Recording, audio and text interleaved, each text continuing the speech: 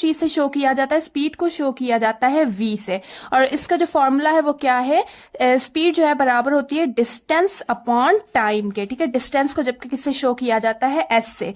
और जो हमारे पास स्पीड का यूनिट होता है वो क्या बनता है, हमेशा फॉर्मूले में से यूनिट को ड्राइव करने की कोशिश।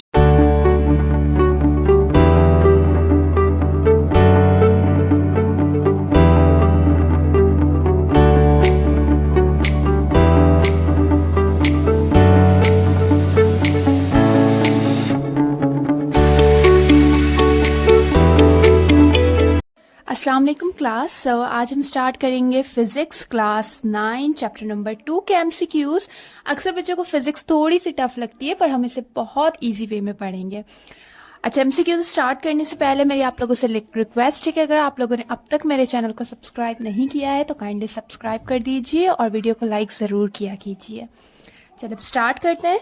और first MCQs is scalar quantities have dash and suitable units. Scalar quantities basically होती क्या है कि वो क्वांटिटीज जिनके पास एक सूटेबल यूनिट हो और प्लस में मैग्नीट्यूड हो, मैग्नीट्यूड प्लस यूनिट, तो उसे हम क्या कहते हैं, स्केलर क्वांटिटीज कहते हैं। स्केलर क्वांटिटीज में कोई भी डायरेक्शन शो नहीं की जाती, ठीक हो गया। अब हमें पूछ रहे हैं कि स्केलर क्वांटिटीज के पास सूटेबल यूनिट और क्या होता है, तो क्या पढ़ा हमने, सूटेबल यूनिट प्लस में उनके पास क्या होता है, मैग्नीट्यूड। तो कौन सा ऑप्शन हमारे यहाँ पर करेक्ट होगा, ए मैग्नीट्यूड। अच्छा, एक और बात यहाँ पर सीख लें, स्केलर क्वांटिटीज होती कौन कौन सी है, जैसे कि हमारे पास आ गया टाइम, टेम्परेचर,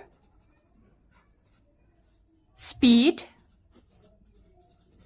डेंसिटी, मास, ये हमारे पास क्या है, स्केलर क्वांटिटीज हैं, ठीक हो गया। अब स्केलर क्वांटिटी में ये जो टाइम है हमारे पास, अक्सर इसका यूनिट पूछ लेते हैं कि टाइम का यूनिट क्या होता है, सेकंड होता है, ठीक है, SI यूनिट। उसके बाद जो है टेम्परेचर का यूनिट कौन सा होता है, SI, दैट इज केल्विन। अच्छा, टेम्परेचर के हमारे पास 3 स्केल्स आ जाते हैं, एक है डिग्री सेल्सियस, दूसरा है केल्विन, तीसरा है फ़ारेनहाइट, ठीक है। अब जहां पर जब डिग्री की बात की जाए तो जो हमारे पास डिग्री का स्केल होता है वो कहाँ से स्टार्ट होता है, 0 डिग्री से। जो हमारा केल्विन होता है वो कहाँ से स्टार्ट होता है, 273 से, मतलब 0 डिग्री बराबर होता है कितने केल्विन के, 273 केल्विन के। जबकि 0 डिग्री कितने फ़ारेनहाइट के बराबर होता है, वो बराबर होता है 32 फ़ारेनहाइट के। ये इनका समझे कि स्टार्टिंग यूनिट, स्टार्टिंग पॉइंट है, ठीक हो गया। उसके बाद जो है वो हमारा आ जाता है कि नॉर्मल टेम्परेचर की अगर बात की जाए तो नॉर्मल जो बॉडी टेम्परेचर होता है डिग्री सेल्सियस में वो कितना होता है, 37 डिग्री सेल्सियस। केल्विन में कितना होता है, 310.15 केल्विन। और फ़ारेनहाइट में कितना होता है, 98.6 फ़ारेनहाइट, ठीक हो गया। उसके बाद आ जाता है स्पीड। तो स्पीड को हमारे पास किस चीज से शो किया जाता है, स्पीड को शो किया जाता है v से। और इसका जो फॉर्मूला है वो क्या है, स्पीड जो है बराबर होती है डिस्टेंस अपॉन टाइम के, ठीक है। डिस्टेंस को जबकि किससे शो किया जाता है, s से। और जो हमारे पास स्पीड का यूनिट होता है वो क्या बनता है, हमेशा फॉर्मूले में से यूनिट को ड्राइव करने की कोशिश किया करें। कि जैसे यहाँ पर हमारे पास क्या फॉर्मूला है, डिस्टेंस अपॉन टाइम। तो डिस्टेंस का यूनिट हमारे पास क्या होता है, मीटर, और टाइम का हमारे पास यूनिट क्या है, हमने पढ़ा टाइम का यूनिट क्या है, सेकंड। तो यहाँ पर हमारे पास जो स्पीड का यूनिट होगा वो क्या बन जाएगा, मीटर पर सेकंड, ठीक हो गया। उसके बाद आ जाता है हमारा डेंसिटी। हमारा डेंसिटी का फॉर्मूला क्या है, दैट इज मास पर वॉल्यूम। अब वही बात कि इसी में से आप लोग उसको यूनिट को भी ड्राइव किया कीजिए। मास का यूनिट हमारे पास क्या है, किलोग्राम, और हमारे पास वॉल्यूम का यूनिट क्या होता है, मीटर क्यूब। तो हमारे पास डेंसिटी का जो यूनिट होगा वो क्या बन जाएगा, किलोग्राम पर मीटर क्यूब, ठीक हो गया। उसके बाद हमें पता है मास का जो यूनिट होता है वो क्या होता है, किलोग्राम होता है, ठीक हो गया। उसके बाद जो है हम आ जाते हैं नेक्स्ट एमसीक्यूज पे। वेक्टर क्वांटिटीज हैव देश along with magnitude and unit. अब हमने पढ़ा कि वेक्टर क्वांटिटीज जो है वो क्या होती है कि उनके पास मैग्नीट्यूड और यूनिट के अलावा और क्या होता है। तो याद रखिएगा कि वेक्टर क्वांटिटीज में यूनिट और मैग्नीट्यूड के अलावा क्या होती है, डायरेक्शन होती है। जबकि ये स्केलर में नहीं होती बल्कि किस में होती है, वेक्टर में होती है। तो यहाँ पर हमारे पास कौन सा ऑप्शन करेक्ट होगा, ए मैग्नीट्यूड, बी डायरेक्शन, या C both A and B. तो इस पर हमारा कौन सा ऑप्शन करेक्ट होगा, option B, that is direction, ठीक हो गया। उसके बाद आ जाता है which one is a vector quantity. इनमें से कौन सी वेक्टर क्वांटिटी है। ठीक है, तो पहले तो हम जो है वेक्टर क्वांटिटीज कुछ पढ़ लेते हैं कि हमारे पास कौन कौन सी वेक्टर क्वांटिटीज होती है। जैसे कि हमारे पास आ गया फोर्स, हमारे पास क्या है, वेक्टर क्वांटिटी है। हमारे पास एक्सेलरेशन जो है वेक्टर क्वांटिटी है। उसके अलावा हमारे पास मोमेंटम जो है वो वेक्टर क्वांटिटी है।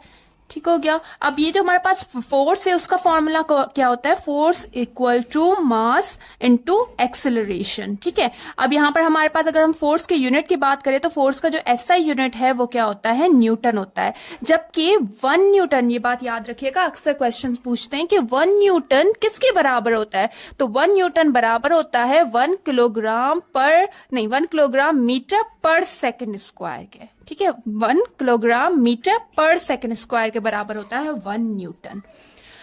अब उसके बाद आ जाता है एक्सेलरेशन पे। तो एक्सेलरेशन का हमारे पास फॉर्मूला क्या होता है, वेलोसिटी अपॉन टाइम। तो वेलोसिटी का हमारे पास फॉर्मूला क्या, उसका यूनिट क्या होता है, मीटर पर सेकंड होता है। जबकि टाइम का क्या हो गया, सेकंड हो गया, तो यहाँ पर सेकंड और सेकंड हो गया, तो यहाँ पर हमारे पास क्या आ जाएगा, इसका एक्सेलरेशन का unit metre per second square.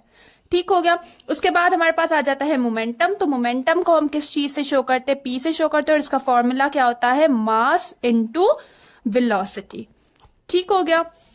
उसके बाद यहां पर हमारे एमसीक्यूज पे आ जाते हैं कि विच one is a vector quantity, इनमें से कौन सी वेक्टर क्वांटिटी है, ए मास, बी वेट, सी टाइम। अब हमने पढ़ा कि मास हमारे पास क्या है, स्केलर क्वांटिटी है, टाइम भी हमारे पास स्केलर क्वांटिटी है, तो यहाँ पर कौन सी वेक्टर क्वांटिटी होगी, दैट इज वेट। मतलब इसके पास मैग्नीट्यूड भी है, डायरेक्शन भी है और यूनिट भी है। ठीक हो गया। और वेट का जो यूनिट होता है वो क्या होता है, न्यूटन होता है। मास का क्या होता है, किलोग्राम होता है। टाइम का क्या होता है, सेकेंड होता है। ठीक हो गया। उसके बाद नेक्स्ट एमसीक्यूज है हमारे पास, which one is a scalar quantity, इनमें से कौन सी स्केलर क्वांटिटी। अब हमने पढ़ा कि A time, B force, C velocity. Force भी हमारे पास क्या थी, स्केलर थी, वेलोसिटी भी हमारे पास स्केलर थी, तो कौन सा बचा हमारे पास, टाइम। और टाइम हमारे पास क्या है, एक स्केलर क्वांटिटी है। देन उसके बाद आ जाता है डिस्टेंस इज अ देश क्वांटिटी। डिस्टेंस हमारे पास क्या है, अब याद रखिएगा डिस्टेंस और डिस्प्लेसमेंट ये दो चीजें आ जाती हैं। डिस्टेंस और डिस्प्लेसमेंट क्या है कि फॉर एग्जाम्पल हम जो है वो एक चीज यहां पर है, ठीक है, अब हम अपना जो है वो रूट यहां से स्टार्ट कर रहे हैं और हमें रीच कहां पर करना है, यहां पर करना है, बी पॉइंट पे करना है। अब जब हम जो है थ्रू डिफरेंट रूट्स जाके यहां पर पहुंचे तो इस चीज को क्या कहते हैं, डिस्टेंस कहते हैं। जब हम ए से डायरेक्टली बी की तरफ जाएं, शॉर्टेस्ट पाथ को फॉलो करें, तो उसे हम क्या कहते हैं, डिस्प्लेसमेंट कहते हैं। टोटल लेंथ जब हम कवर करें तो उसे डिस्टेंस कहा जाता है। जब हम शॉर्टेस्ट लेंथ के थ्रू पॉइंट तक पहुंचे तो उसे क्या कहा जाता है, डिस्प्लेसमेंट कहा जाता है। अब यहां पर हमारे पास डिस्टेंस में कोई भी डायरेक्शन नहीं दी जाती, जबकि डिस्प्लेसमेंट में हमारे पास डायरेक्शन होती है। तो डिस्टेंस हमारे पास क्या कहलाएगा, स्केलर क्वांटिटी कहलाएगा, जबकि डिस्प्लेसमेंट हमारे पास क्या कहलाएगा, वेक्टर क्वांटिटी कहलाएगा। तो यहां पर क्या कह रहा है कि डिस्टेंस इज अ देश क्वांटिटी। तो डिस्टेंस हमारे पास क्या है, ए वेक्टर, बी स्केलर, या फिर सी बोथ। तो डिस्टेंस हमारे पास क्या है, एक स्केलर क्वांटिटी है।